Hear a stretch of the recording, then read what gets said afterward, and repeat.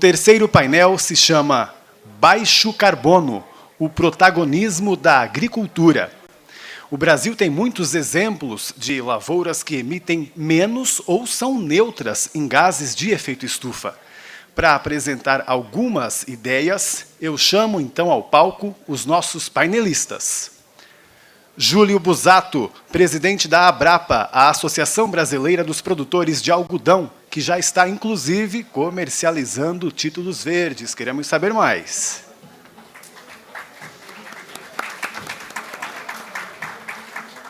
Fernando Cadori, presidente da AproSoja Mato Grosso, a associação que há muitos anos cultiva sob preceitos sustentáveis.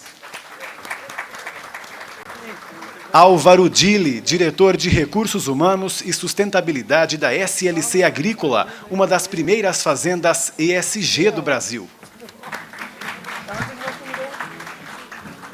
Também temos participação online de Mariane Crespolini, diretora do Departamento de Produção Sustentável do Ministério da Agricultura, Pecuária e Abastecimento. E venha para cá também a nossa moderadora, a minha colega de trabalho, Sara Kirchhoff, jornalista, apresentadora do Canal Rural, que esteve em Glasgow, na Escócia, acompanhando a COP26. Bem-vinda, Sara.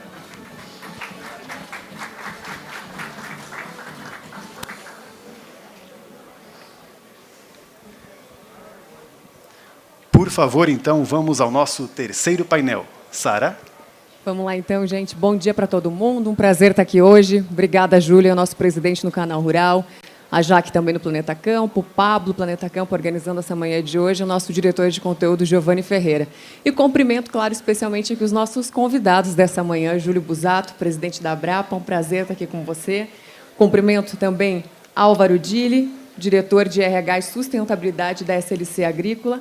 Fernando Cadori, presidente da AproSoja de Mato Grosso, e a Mariana Crespolini, que esteve, né, lá também na COP26 em Glasgow, nos encontramos por lá, e vamos falar, então, do mercado de baixo carbono. Eu vou dar 10 minutos para cada um falar e fazer uma introdução, e depois a gente passa para as perguntas nossas, da plateia, e também perguntas de quem estiver de casa poder participar. Júlio Busato, você pode começar, por favor. Bom dia, seja bem-vindo. Bom dia, Sara. Bom dia, Pablo. Bom dia a todos. Primeiro, eu quero me apresentar, né? Aqui eu, além de presidente da Abrapa, eu sou agricultor, plantador de algodão, mas também planto soja, milho e outras culturas, né?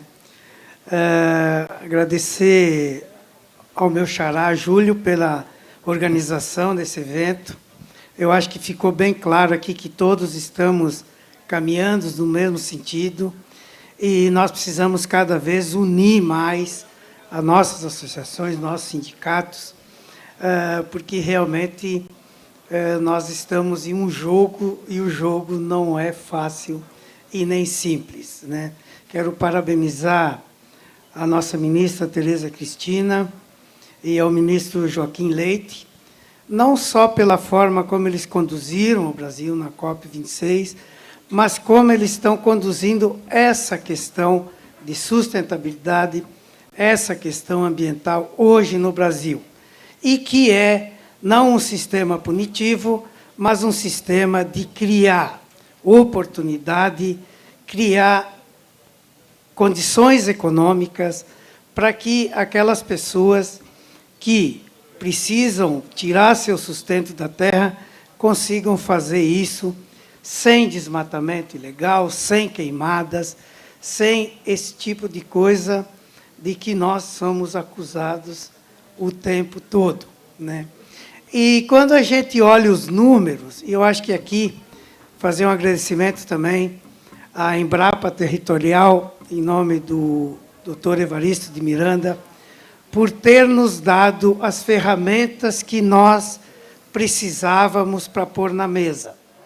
Porque os números, quando você põe os números na mesa, os números estão a nosso favor, mas as pessoas não querem ouvir. Por mais que você fale. Quando você fala, olha, nós usamos 8% do nosso território para produzir tudo aquilo que produzimos de grãos e fibra. quando nós falamos que o Brasil preserva mais de 800 milhões de hectares, que são 48 países da Europa. 48, incluindo Alemanha, França, Noruega e outros. Quando nós falamos que os agricultores preservam 292 milhões de hectares e que tiraram dinheiro do bolso deles para comprar a terra e para estar regularizado com o Código Florestal Brasileiro. E ninguém quer ouvir isso. Por mais que a gente fale, não querem ouvir. Mas esses são os números, essas são as verdades. E o sistema de produção que nós usamos hoje, simplesmente é um dos mais eficientes a nível mundial. Eu vou falar um pouquinho da Brapa, bem rapidinho, o que nós temos. Nós temos 2 programas hoje, que eu acho que são interessantes, tem que ser visto, que um é o Sou de Algodão e o Sou ABR. O Sou de Algodão é um projeto que tem 5 anos e que nós iniciamos para mostrar as qualidades do algodão em relação ao sintético. E quando nós lançamos aqui no Fashion Week, aqui em São Paulo, nós encontramos aquelas pessoas estranhas. Nós éramos estranhos para eles, eles também eram estranhos para nós. Então, sentimos que nós precisávamos nos aproximar mais. E fizemos isso com esse projeto. E aí, uma pessoa da moda, que nunca imaginava que era uma lavoura de algodão, definiu bem o que nós precisávamos fazer. E ele falou a seguinte frase: que bom estar aqui nesse algodão. A biodiversidade que tem aqui me inspira. E saber que são famílias que empregam famílias para produzir esse algodão que depois nós transformamos em tecido, transformamos em moda. Isso é maravilhoso. Outro programa é o Cotton Brasil, que nós abrimos um escritório lá na Ásia, junto com a Apex, junto com o MRE, com o apoio do Ministério da Agricultura e com a ANEA, e estamos lá divulgando o algodão brasileiro. E uma das coisas que nós estamos fazendo, junto com os nossos embaixadores, nós fizemos 27 reuniões. 27. Foram 10 países. Hoje vai ter mais um à meia-noite. Mas aí, o que nós falamos lá? Olha, o algodão brasileiro tem qualidade, quantidade, rastreabilidade, sustentabilidade, através do programa Algodão Brasileiro Responsável, que já tem 10 anos, não começou ontem esse programa. E para o agricultor ter o selo Algodão Brasileiro Responsável, que é auditado por empresa independente, não é nós dando selo para nós mesmos. Ele tem que cumprir com 178 itens na parte econômica, social e ambiental. E o que é a parte ambiental? Cumprir com o Código Florestal Brasileiro. E daí aparecem os 292 milhões de hectares preservados. Então, eu, como presidente da associação, bati no peito lá e falei assim: olha, nós temos o programa de sustentabilidade mais completo a nível mundial. E por quê? Porque, além de todos esses itens, nós temos que cumprir o Código Florestal Brasileiro. E como só o Brasil tem um Código Florestal, então isso nos dá o título de programa mais completo de sustentabilidade, que gera 38% de todo o algodão BCA do mundo, e nos orgulhamos muito, os cotonicultores brasileiros estão de parabéns, porque 81% do algodão brasileiro tem o selo Algodão Brasileiro Responsável. Então, eu acho que é isso, nós precisamos mostrar mais o que nós fazemos, colocar os números na mesa, e não só lá fora, aqui dentro também, nesse programa Sou ABR, que nós rastreamos agora o algodão de ponta a ponta, desde a semente até o consumidor, que vai passar o QR Code lá na camiseta e vai contar toda a historinha de como foi produzido esse algodão, aonde foi feito fiado, onde foi costurado, blá, blá, blá. Até ele vai participar daí dessa história toda que acaba nele, né? E nós temos hoje 800 marcas parceiras que vão nos tirar do fundo da vitrine, da loja, e trazer para a vitrine, e trazer mostrando sustentabilidade. Quem nós somos, o que pensamos e aquilo que fazemos.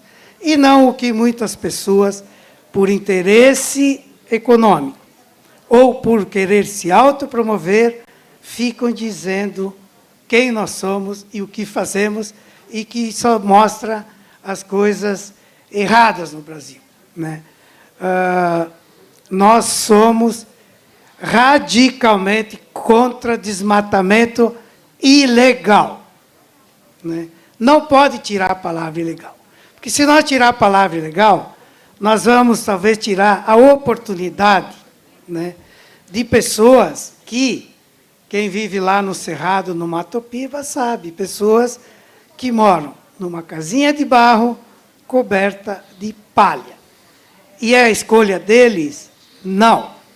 É uma falta de oportunidade. Então, regiões que têm uma aptidão agrícola fantástica, né, serem reprimidas, mesmo preservando.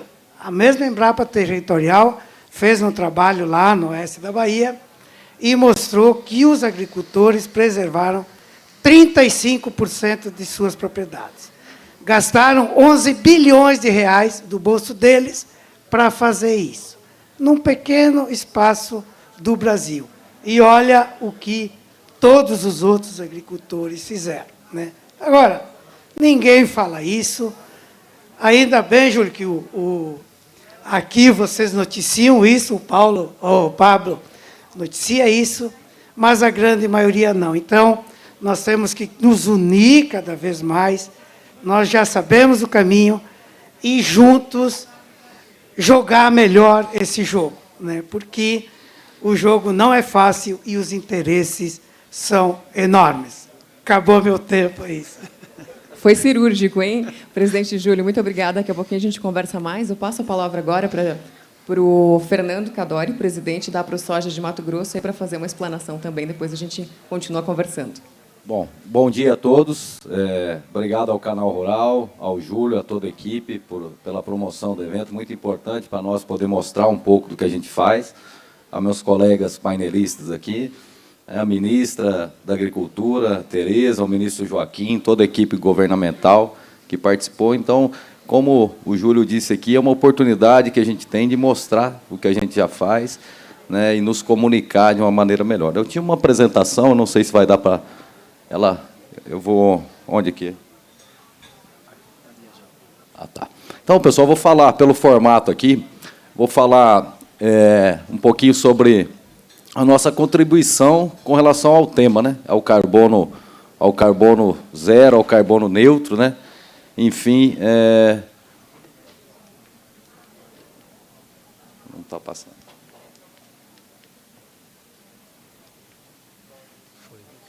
Bom, um pouquinho da ProSoja, né? Hoje nós representamos mais de 7.500 produtores de soja e milho no estado de Mato Grosso. Então, isso perfaz praticamente toda a soja e o milho no estado, né?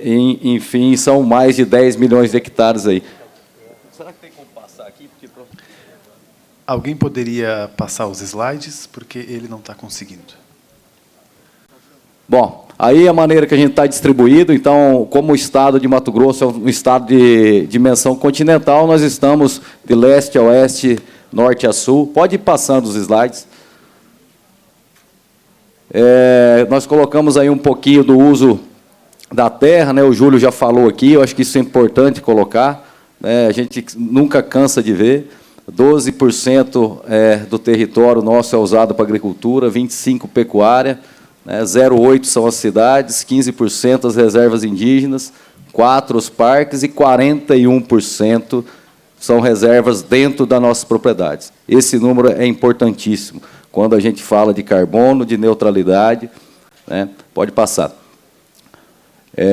Aí a gente vê, né, a evolução, também outro número importante, da produção de soja no estado de Mato Grosso, isso acontece no Brasil também, né, em relação ao desmatamento. Então, a gente vê que, quando a gente pega o ano base, 2001 até 2021, é inversamente proporcional ao aumento da produção e da produtividade em relação ao desmatamento. Isso acontece para o milho também. O que acontece? Isso é um investimento em tecnologias, isso é um investimento em agricultura que, por si só, tira o carbono da atmosfera, que é o plantio direto, né, que a gente faz, coisa que só o Brasil faz, ou é um dos únicos países que faz, e isso está descarbonizando. Pode passar. E aí, um pouco dos ESGs, né? Pode passar, que o Júlio colocou aqui, nós também temos um programa. Aí são as partes ambiental, econômica e social. Pode passar. Mais uma. E mais uma. Então, a gente chega aqui no Soja Legal, que é o programa que a ProSoja Mato Grosso tem há mais de 10 anos. Nós renomeamos ele esse ano, onde os produtores investiram milhões aí para que ficasse convencionado o que a gente já faz dentro das nossas propriedades. Um dos grandes problemas nossos, como o Júlio disse, é comunicação. Nós fazemos, porém não nos comunicamos. E muitas vezes nós somos engolidos por narrativas, inverdades, por não nos comunicarmos. A gente costuma dizer que o principal inimigo do Brasil hoje é o cidadão brasileiro desinformado, né? Então, oportunidade excelente aqui para a gente estar mostrando. Então, Soja Legal, pode passar mais uma. Os nossos produtores, há mais de 10 anos a gente cobre mais de 30 mil quilômetros quadrados, pode passar. E aí vocês veem as propriedades, vou parar um pouquinho aqui, onde a gente está constituído. Hoje nós temos mais de 1.619 propriedades, tá? Mais de 3.300.000 hectares, com 2.505 produtores, 34% dos nossos produtores. Essas propriedades estão aqui, pessoal, todos receberam treinamento, todos cumprem o tripé social, ambiental, econômico. Tá? Isso já acontece, já está implementado lá no campo. Então, como eu falei aqui, representatividade em área gigantesca, mais de 33%, e a gente já faz tudo isso, e falta mostrar, né? E o que a gente está buscando, é o que o algodão já faz, Júlio, é justamente a remuneração por isso.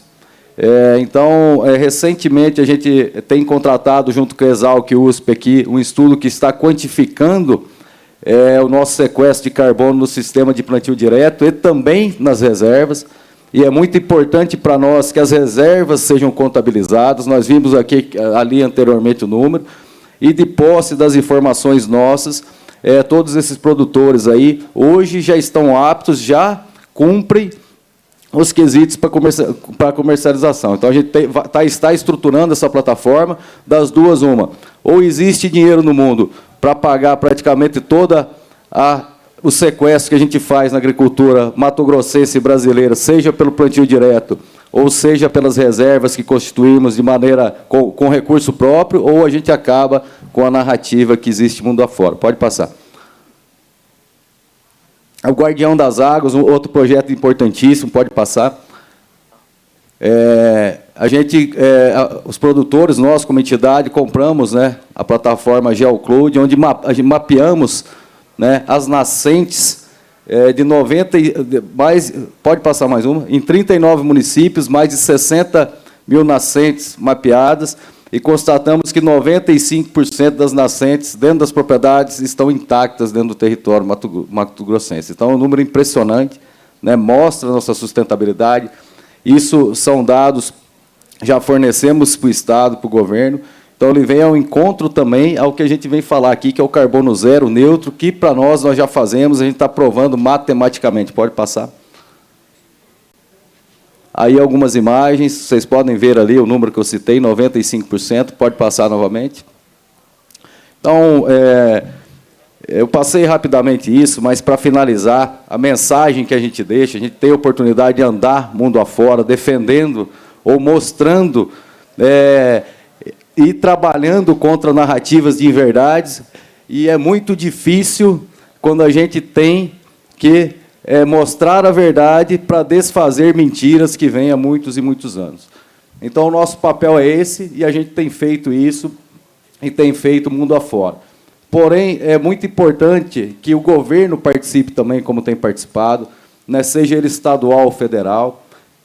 A COP teve avanços significativos que a gente vai levar, e o Brasil agora incorpora isso e entra na questão ambiental, mostrando o que já faz. Além disso, nós precisamos que essa cobrança que nós recebemos aqui seja transferida também. Como que ela pode ser transferida? Nós estamos preocupados com o clima no mundo, nós, cidadãos brasileiros. Então, é nossa obrigação cobrar também dos nossos parceiros, principalmente os que a gente tem relação comercial. Nós estamos fazendo nossa parte e fizemos nosso compromisso. Como que está a situação dos países que a gente compra também, né? De uma maneira sutil, mas com a nossa preocupação que, de fato, temos com o meio ambiente mundial.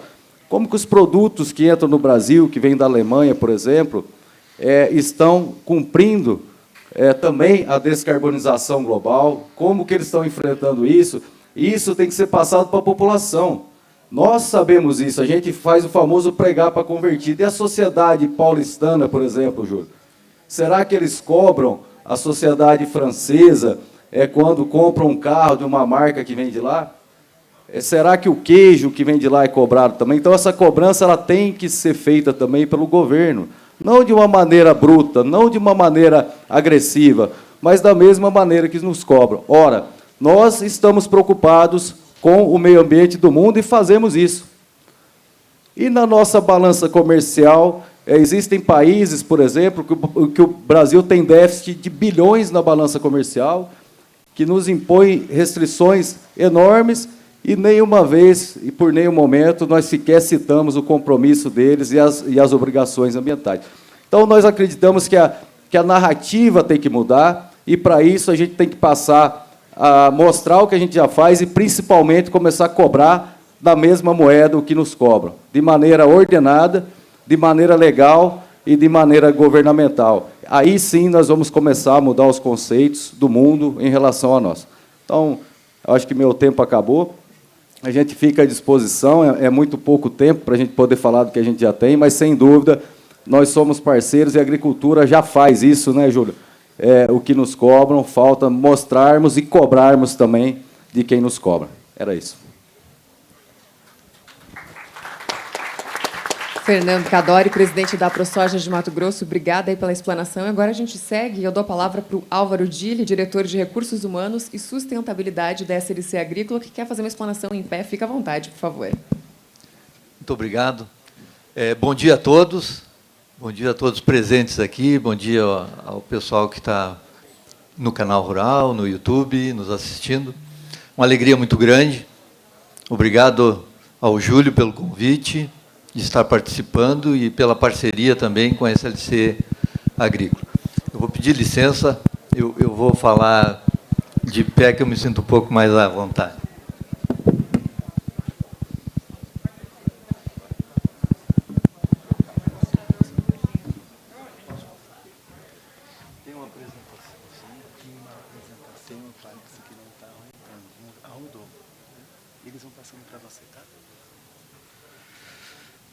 Bom, muito obrigado.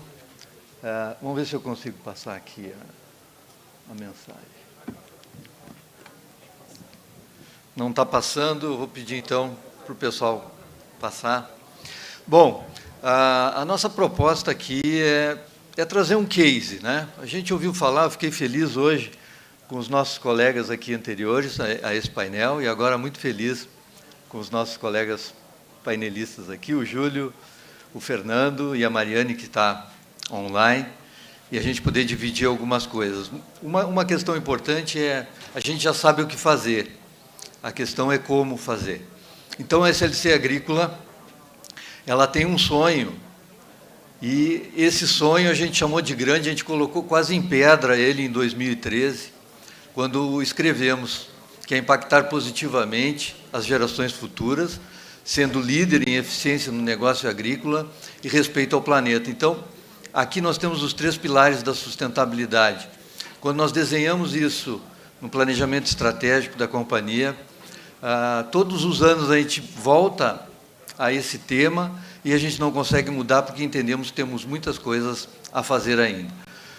Pode passar, por favor. Próximo. Explicando um pouquinho... Pois não. Explicando um pouquinho o que a SLC faz em um slide, né? A gente é produtor, um grande produtor rural brasileiro. A gente planta soja, milho e algodão principalmente, em 7 estados. E a gente trabalha tanto com terras próprias quanto em terras arrendadas e joint ventures, né, espalhadas aí no Brasil. E para quem nós fazemos isso? Muito claro, grãos e o algodão para a indústria têxtil, para as tradings, o grão também tradings e também para esmagamento e indústria. Tá? Pode passar? Por favor. Nós estamos aí nesse Brasil imenso, em 7 estados, bem diversificados. Nós somos hoje 22 unidades produtivas no país, tá? E temos a grande maioria delas no Cerrado brasileiro, como a gente pode ver nesse verdinho aí mais claro. Apenas 3 unidades nossas estão no Cerrado de Transição, no bioma amazônico, e as demais no Cerrado brasileiro. Pode passar também. Nós plantamos, essa safra passada, nós plantamos 460 mil hectares, e agora nós vamos plantar, já implementando, né, nessa próxima safra, 660 mil hectares. Então, uma companhia imensa, de capital aberto, a primeira a ser realizada, feito o IPO, em 2007. Pode passar. Eu não vou gastar muito tempo aqui. Uma coisa importante, como é que a gente faz a sustentabilidade na SLC? Então, lá em 2008, 2009, nós tivemos uma visão de que o futuro da agricultura seria a agricultura certificada. A partir desse momento, começamos a desenhar como nós faríamos isso e por que faríamos isso, né? A SLC precisava atingir todos os mercados. E, para fazer isso, a gente precisaria se organizar. Foi o que fizemos. Colocamos as certificações em place, né, e saímos como sendo a primeira empresa, então... Está funcionando? Não está pegando. Tá. Desculpem aí.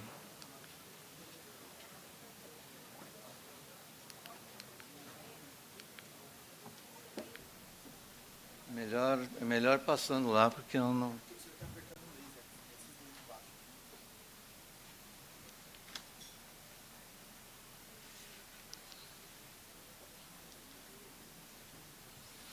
Tá, pessoal? Então, aqui nós temos a governança da SLC Agrícola. A gente tem um comitê de ESG na empresa, criado em 2020, tá? No final de 2020.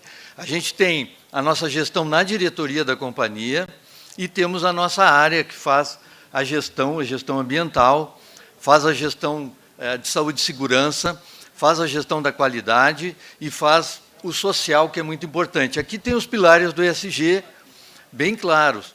Nesse sistema de gestão integrado, aqui com 4 normas internacionais, a gente conseguiu organizar todos os nossos processos num sistema muito robusto, um sistema no SE Suite que nos permite conduzir 22 unidades da empresa atendendo a um processo complexo que é a legislação brasileira, o compliance, né? E que é o grande desafio do ESG, que é a governança desse processo todo. Ao mesmo tempo, no ambiental, com a ISO 14000, a gente consegue também definir, fazer os levantamentos de riscos e impactos e ir mitigando todo o nosso processo a partir daí.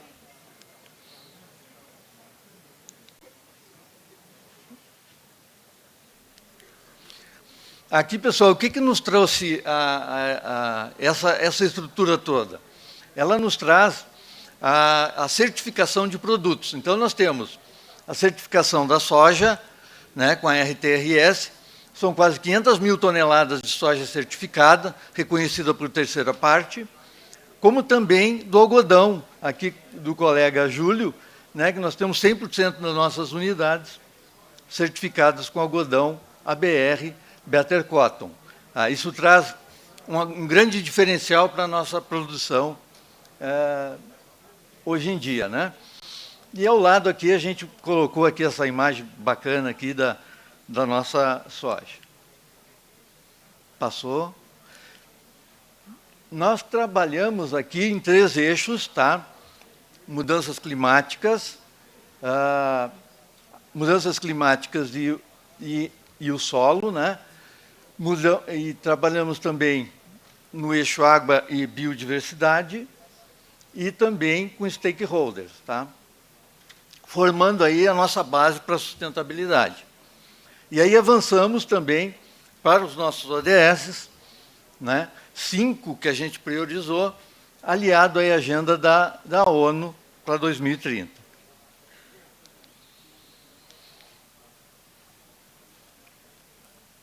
Houveram algumas perguntas, né? Como a gente vai fazer isso? Como a gente vai, então, fazer a nossa agricultura de baixo carbono? Essa era a grande pergunta. Então, a gente criou programas, tá? E projetos, desenvolvendo isso com manejo e conservação de solo, as melhores práticas, né, da agricultura, projeto de integração, lavoura-pecuária e floresta, em algum momento vai entrar também.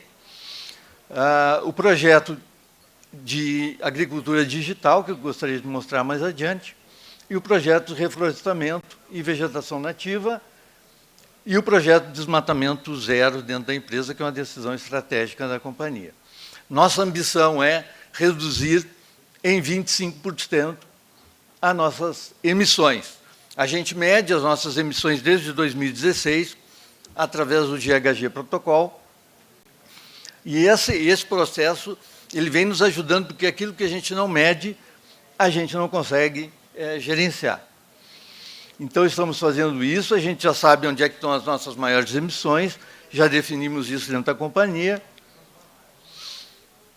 Nós estamos, como falou também o Assad, buscando uma solução para medir melhor esses gases de efeito estufa na empresa, né, com o apoio aqui da ciência e fazendo melhorando, digamos, o GHG Protocol dentro do nosso processo de definição das nossas emissões, tá? Aqui um exemplo em mudanças climáticas do uso das melhores práticas no caso dos nitrogenados, onde a gente usa a melhor faixa e no melhor momento de aplicação, alta eficiência no uso do nitrogenado, a redução do consumo de diesel, a agricultura de precisão entra fortemente como taxa variável e a gente tem ganhos muito fortes aí em redução de custos e maximização, digamos assim, dos nossos recursos. Nós já, nesse ano, a gente já economizou na safra passada, utilizando essas melhores práticas de agricultura, cerca de 25 milhões de reais, utilizando essa taxa variável, a aplicação localizada, né, mostrando que todo esse investimento, pessoal, cada real que a gente investe nessa tecnologia, a gente recebe aí uma economia de quase R$ 5 ao longo do tempo. O que nós fazemos em termos de recursos, né? 70% dos nossos resíduos são todos controlados, 100% das nossas fazendas têm tratamento de esgoto e 98% das áreas cultivadas são de sequeiro, na sua maioria, né? Sem irrigação. Um outro dado importante aqui para ir terminando, tá, de aplicação, com essa utilização dessas tecnologias e do digital, a gente consegue reduzir o plástico e o uso de plásticos na agricultura em quase 34 toneladas, né? Deixamos de aplicar, só aplicando onde era necessário. Nós também reduzimos água, 18 milhões de litros no ano, na safra, com essa tecnologia, e a redução ali tanto de defensivos líquidos quanto de sólidos, em um volume bastante significativo, que representou todo aquele processo nosso de melhoria e utilização do ESG como um driver para frente. Obviamente que nada funciona sem pessoas, e a gente tem treinamentos de inclusão digital e formação dos nossos colaboradores durante o ano. Foram mais de 8 mil horas ano de treinamentos para o nosso pessoal. Então, rapidamente, pessoal, é isso que eu consegui trazer aqui. Passei do meu tempo, peço desculpas aos colegas, tá? Mas é uma forma de demonstrar aí como que a SLC Agrícola tem feito e trabalhado na sustentabilidade. Muito obrigado. Álvaro Dili, diretor de Recursos Humanos e Sustentabilidade da SLC Agrícola. E agora a gente vai passar a palavra para a nossa convidada virtual, Mariane Crespolini, que está conosco pela internet, participando do fórum na manhã de hoje, que é diretora do Departamento de Produção Sustentável e Irrigação do MAPA, Ministério da Agricultura, Pecuária e Abastecimento. Mariane, seja muito bem-vinda a essa manhã. É um prazer falar com você. Bom dia, Sara. Bom dia a todos. É uma satisfação imensa estar aqui com vocês. Tá caindo muito de chover aqui na minha casa. Eu espero que não tenha nenhum problema de ruído ou de internet nesses meus 10 minutinhos, né? Bom, quero começar parabenizando o Canal Rural pela organização, agradecendo o Júlio pelo convite, cumprimentando aqui todos os colegas da SLC, a Abrap, a ProSoja, Cadoro, o Busato e o Abílio que estão aqui nesse painel. Falar que eu estou muito feliz, queria estar presencial com vocês, mas de falar de algo que é tão importante, a agropecuária descarbonizante, tá? Nesses meus 10 minutinhos, Sara, eu gosto sempre de começar minhas falas falando de trajetória, tá? Ela não é uma trajetória recente, a agropecuária brasileira ela tem uma trajetória marcada por ciência, né? Então, na década de 70, nós importávamos alimentos básicos, como o feijão, né? O que fez o Brasil sair de importador de alimentos para um grande exportador? Tecnologia, ciência, não tem como a gente deixar de mencionar, por exemplo, a criação da Embrapa, na época lá pelo ministro Paulinelli. Período mais recente agora, né, a gente trazendo aqui nos últimos 20 anos, lá em 2010, o Brasil ele assumiu um compromisso de fomentar a agropecuária de baixa emissão de carbono. Criado o Plano ABC, na sua primeira fase, os números, né, era que o Brasil atingiria a agricultura de baixa emissão de carbono em 35 milhões de hectares. Gente, os números são muito impressionantes, né? Nós avançamos muito, como já foi falado aí pela Bili, pelo Cadore e pelo Busato, no monitoramento, né? O Assad acompanhou bastante esse processo, então a gente tinha números no início do quanto o programa ABC tinha financiado das tecnologias. E aí, mais nos últimos 2 anos, a gente conseguiu avançar no monitoramento por imagens de satélites e a gente viu que os 35 milhões de hectares de meta, nós atingimos 52 milhões de hectares, tá? Esses são dados da Embrapa e do LAPIG da Universidade Federal de Goiás. E aí agora nós fizemos a revisão dessa política pública, que é um sucesso no mundo. Na COP nós tivemos reuniões com vários países, inclusive com o Reino Unido, que é um parceiro importante na cooperação técnica internacional, e o ABC é uma política mundialmente reconhecida. O Alok Sharma, que foi o presidente da COP, nós recebemos ele aqui em agosto, e ele tem até um vídeo que ele compartilhou nas suas redes sociais, que ele fala, olha, o Brasil precisa levar isso para outros países, tá? Então, esse é um ponto muito importante. Temos grandes desafios, revisamos o ABC, ele contou com o apoio de mais de 400 pesquisadores, então eu reforço o que eu falo no início, a nossa agropecuária é baseada em ciência, e novas tecnologias foram incluídas, tá? Dos 35 milhões de hectares de meta da primeira fase, que a gente atingiu 52, nós criamos uma nova meta, 72 milhões de hectares novos, adicionais a esses 52 que já foram alcançados. E 1,1 bilhão de megatoneladas de carbono equivalente que a gente espera mitigar e sequestrar com as tecnologias do ABC. Tecnologias novas, que eu não poderia deixar de mencionar, inclusive pelas falas dos outros painelistas, né? A terminação intensiva, então a gente reduzia a idade de abate desses animais, a gente produzir mais litro de leite pelos mesmos animais. Hoje a nossa produtividade, ela pode ser multiplicada na mesma área, né?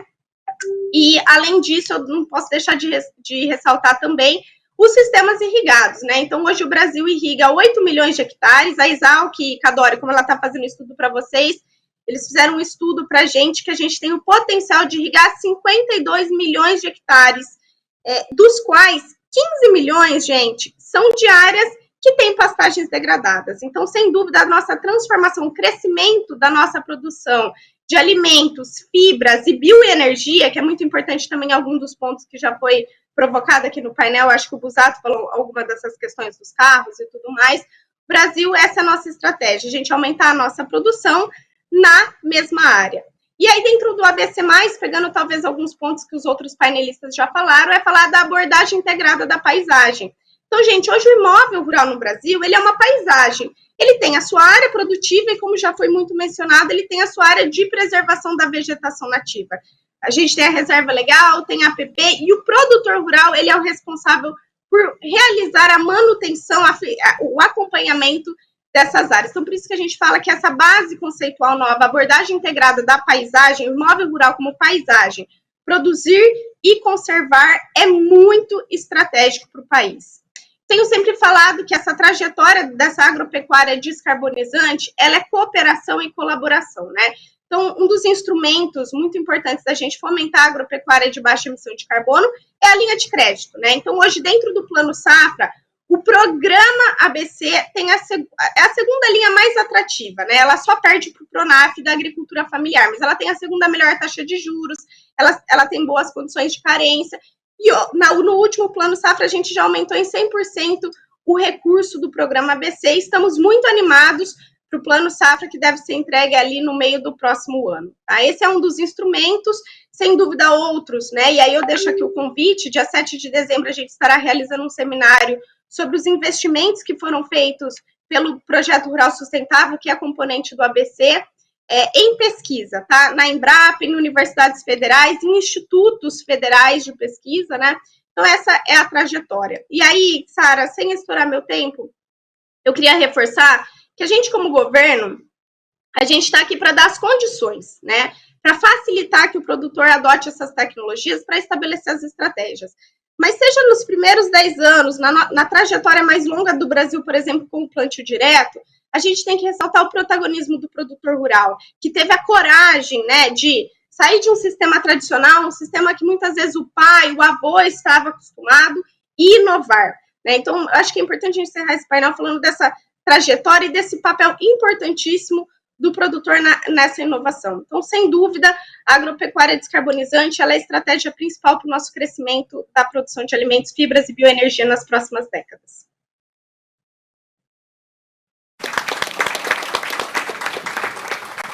Perfeito, Mariane Crespolini do Mapa, então, fazendo uma explanação. Agora a gente passa para as perguntas. Eu vou começar aqui na ordem. Júlio Busato, presidente da Abrapa. A gente sabe, né, que o mercado do algodão brasileiro ele é uma cadeia muito organizada que serve aí de exemplo, né, para outras culturas e que tem um sistema produtivo que chama bastante atenção. Isso nos permite aí ter 3 safras por ano. E hoje a gente está falando muito sobre as cobranças que o Brasil recebe aí de outros países, né, de grandes economias, para onde a gente exporta. Essa potência toda que o Brasil tem no mercado do algodão, ela acaba, de certa forma, incomodando, né, provocando os nossos concorrentes? Sara, e muito, né? Mas eu queria dizer um negócio para o meu amigo Fernando aqui, o seguinte, Fernando, o nosso ABR, infelizmente, ninguém está pagando nada por ele, né? Nós vamos continuar com ele? Sim. Nós temos a esperança que isso aconteça no futuro, mas hoje, eu acho assim, pelo menos nós estamos divulgando o que nós estamos fazendo. Quanto ao sistema de produção, é muito interessante, sabe, um negócio que a menina falou aqui, na questão do algodão, em 1997, o Brasil era o 2º maior importador mundial de algodão. Importava quase 1 milhão de toneladas de algodão, né? E hoje nós somos o 2º maior exportador mundial de algodão e o 4º maior produtor mundial de algodão. E olha, eu viajei os 10 estados que nós temos a associação. Passei um tempo com os produtores, conhecer a família desses produtores e a forma como eles pensam e o potencial que cada região tem, né? E, olha, me deu a certeza de que, num curto período de tempo, nós seremos os maiores exportadores mundial de algodão. E, num espaço um pouco maior, seremos os maiores produtores mundial de algodão.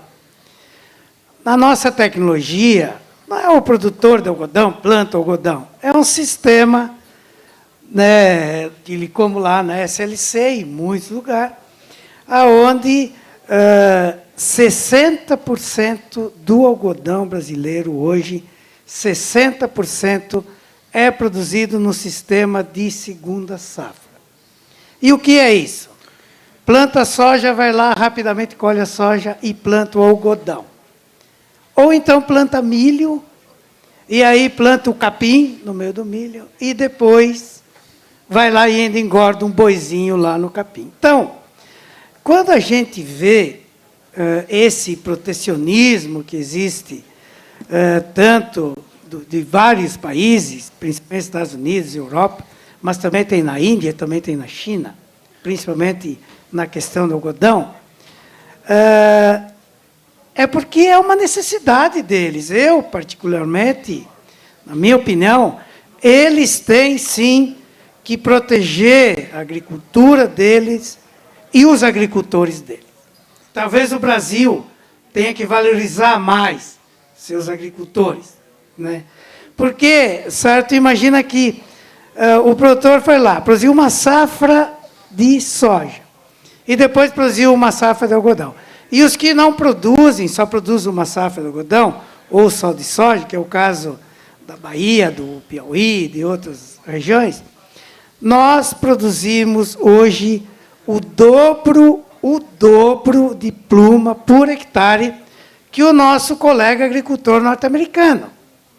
E plantamos 20 vezes mais do que ele. Porque lá nos Estados Unidos, a média do produtor de algodão é 200 hectares. No Brasil, é 4.000. Né? E aí, como esse cara se sente? E o europeu que está lá agora, lá, com a vaquinha embaixo do porão, dando milho, dando soja, e ter que competir com a vaquinha nossa que está na terceira safra. Como se sente? Né? Então, aí vem toda essa história. Eu acho que é incabível usarem esse termo ambiente para criar barreiras para nós. E, olha, todo dia o agricultor brasileiro acorda assim, pensando, como eu posso fazer melhor do que eu fiz ontem? E aí nós, através das nossas associações, nos juntamos com o Embrapa, com o Instituto de Pesquisa, com pesquisa dos próprios produtores, universidades públicas, privadas, fornecedores de insumos, e criamos uma tecnologia cada vez melhor, que nos dá produtividade, mas também nos dá sustentabilidade. E, olha, o Brasil é o campeão de produção e uso de defensivos agrícolas de origem biológica. Né?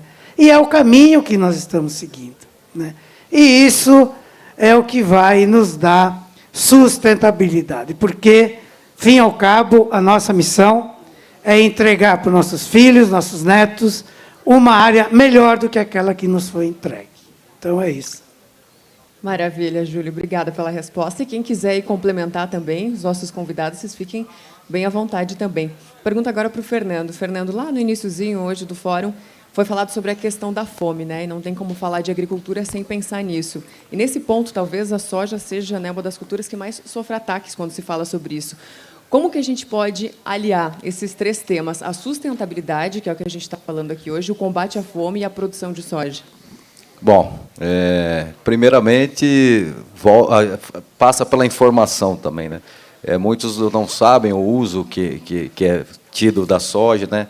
Ela é transformada em proteína animal, em ração, né? Ela serve de alimentação direta, então praticamente toda a carne que se come no mundo existe um pouquinho de soja e um pouco de milho ali. Então passa por isso, ela é primordial para a manutenção da alimentação mundial hoje. Não existe nenhuma outra fonte de proteína que consiga ser produzida no volume que o mundo precisa.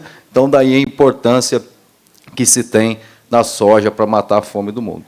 E quando a gente coloca a situação no tripé que nos é cobrado, a gente cai na celeuma do desmatamento, e, obviamente, a gente é totalmente contrário ao desmatamento ilegal, né? Há de ser punido quem fizer isso, as legislações precisam melhorar, principalmente a regularização fundiária, para dar nome para aquele produtor que está lá, ou aquela pessoa que desmatou, né? Isso tem que ser punido. Mas a conversão legal, quando você priva um país, um estado, um município de converter uma área legalmente, junto com essa privação, você está tirando a esperança de um lugar que pode ser próspero. Uma criança que poderia nascer com IDH baixo, à medida que entra o desenvolvimento, ele se desenvolva junto e tenha prospecção de futuro.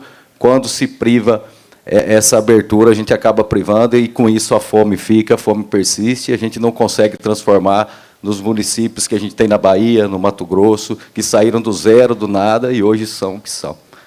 Então, a gente volta aonde a gente começou, e a gente entende que é tudo uma guerra de narrativas, né, aonde quem está fazendo mais está sendo mais cobrado, e aonde quem não tem o que mostrar vira protagonista da cobrança. Quem assistiu recentemente às declarações feitas pelo governo chinês, que precedeu a COP, se não ouviram, procurem voltar um pouquinho. A declaração do presidente chinês foi muito simples. A China é o maior emissor do mundo, né? Precisa reduzir. E ele foi enfático em dizer que, enquanto a China não resolver o problema de fome e de energia, eles não vão nem discutir emissões. Nós somos o menor emissor mundial, usamos a menor parte do território, estamos longe, centenas de vezes longe da China de emissão, né?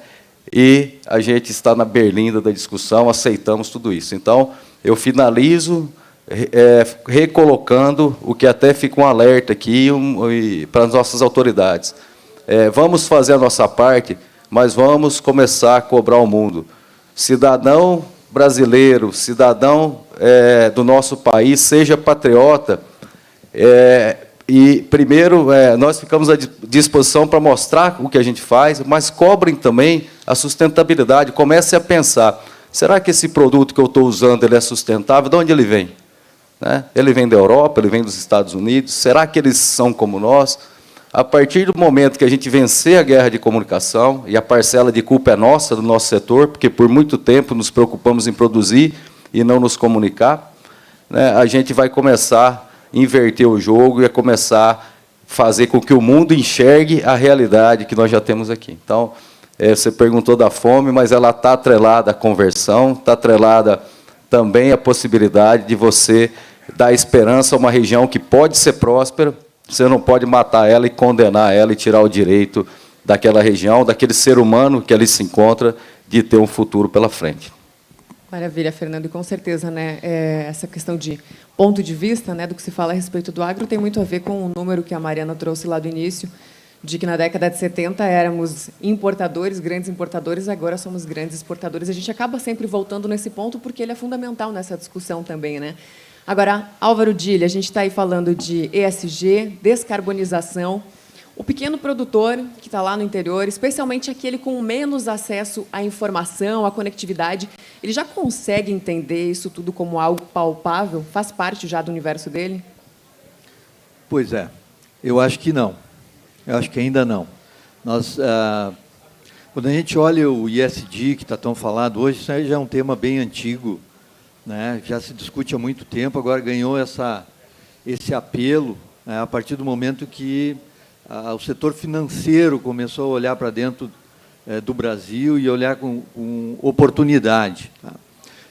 E tem a ver o ISD com risco, gestão de risco.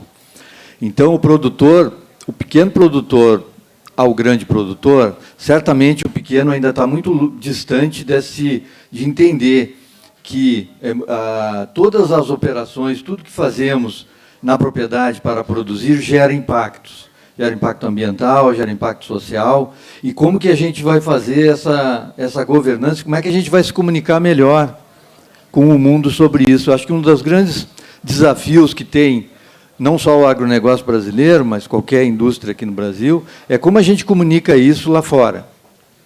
Essa organização é muito importante, porque nós percebemos muitas vezes que há um preconceito em relação ao Brasil já, de muitos anos.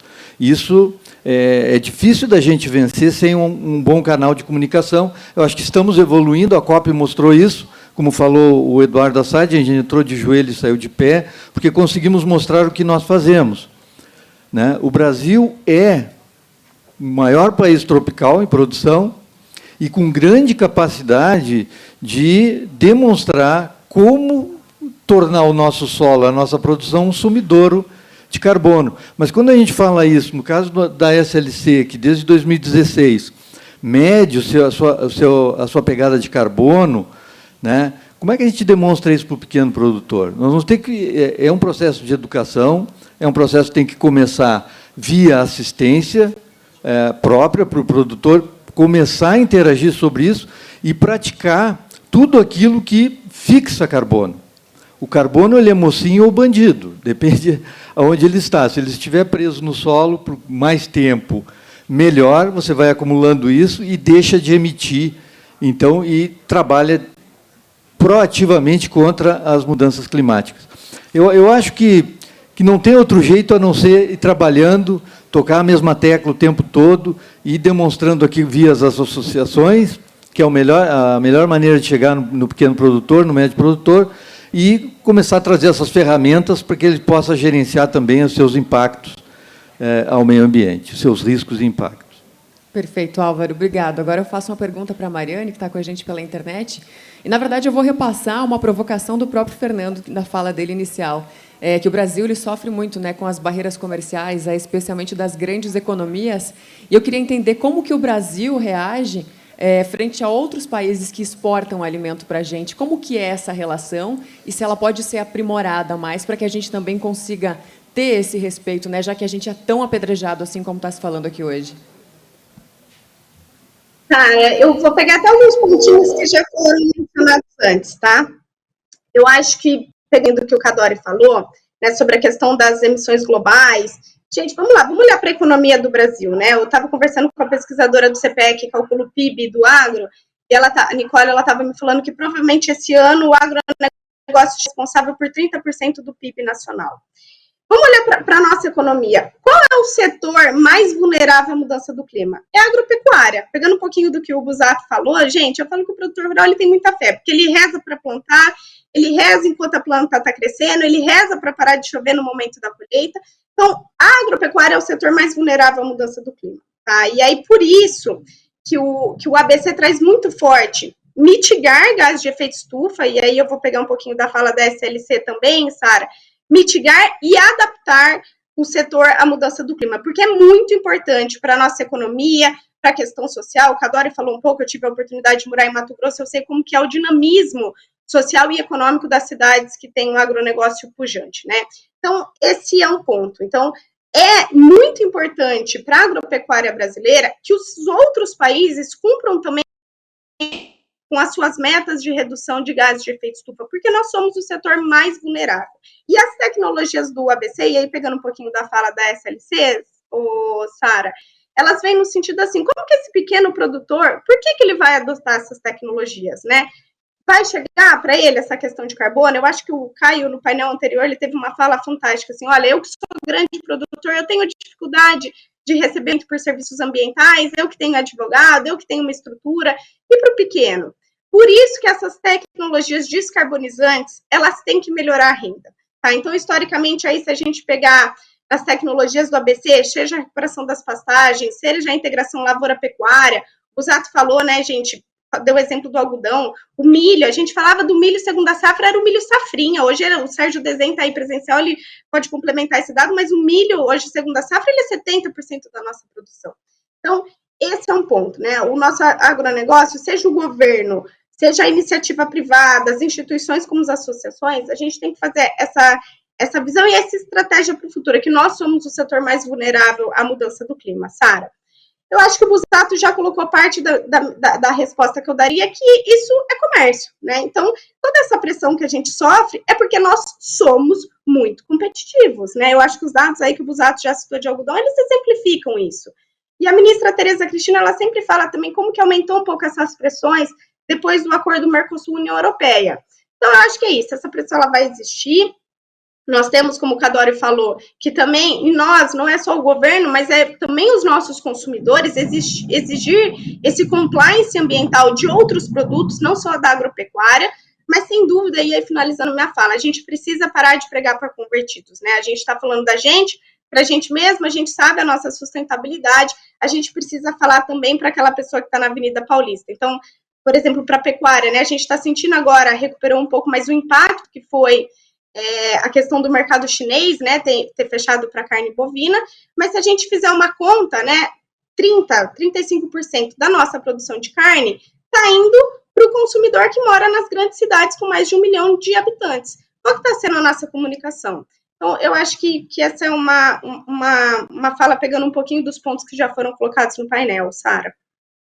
Maravilha, Mariane. Com certeza esse assunto, todos esses assuntos aqui rendem ainda bastante pano para manga, mas por questão de tempo a gente vai ter que encerrar. Então, novamente agradeço aqui a participação, a presença dos nossos convidados, Júlio Busato, Álvaro Dili, Fernando Cadório e Mariane Crespolini falando com a gente pela internet. Obrigada, foi um prazer, até mais.